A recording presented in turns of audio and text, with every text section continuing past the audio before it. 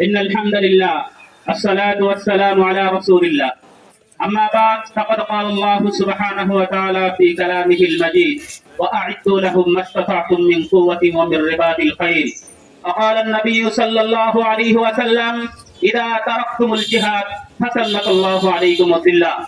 সম্মানিত উপস্থিতি, আমি আপনাদেরকে বলতে চাই আমাদের দাবি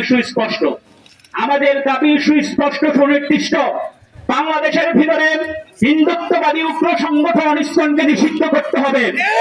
আমাদের দাবি সুস্পষ্ট, বাংলাদেশের যে কোনো বর্ণের হোক, যে কোনো রঙের হোক, মুসলমান হোক, খ্রিস্টান হোক, হিন্দু হোক, বৌদ্ধ হোক, সে যদি ধর্ষণকারী হয়, সে যদি ধর্ষক হয়, তাহলে তার প্রকাশ্য শাস্তি মৃত্যুদণ্ডের জন্য সম্মুখে কার্যকর করতে হবে।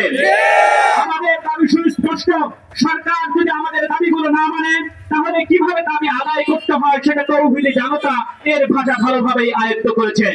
সম্মানিত উপস্থিতি, আমি সরকার এবং সরকারের অধীনে যারা আছে সকলকে লক্ষ্য করে বলতে চাই, আপনারা হিন্দুদের পা চাকাচাকি করবেন তাতে কোনো আমাদের অসুবিধা নাই, আপনারা ইসকনের পা চাকাচাকি করেন তাতে কোনো অসুবিধা নাই।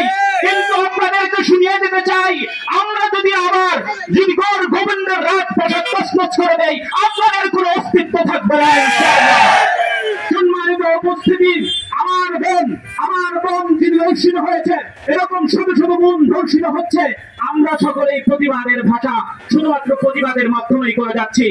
আমরা যদি বিচার হাতে নেই, রাষ্ট্র এবং সরকার যদি ধর্ষকদের বিচার করতে ব্যর্থ হয়, তাদের অবহেলার কারণে যদি রাষ্ট্র যদি ধর্ষকদের সর্বোচ্চ শাস্তি দিতে না পারে, তাওহীদি জনতা যদি ধর্ষকদের শাস্তি দেয়, বিশৃঙ্খলা সৃষ্টি হয়, এর সকল দায়িত্ব সরকার এবং প্রশাসনকে নিতে হবে।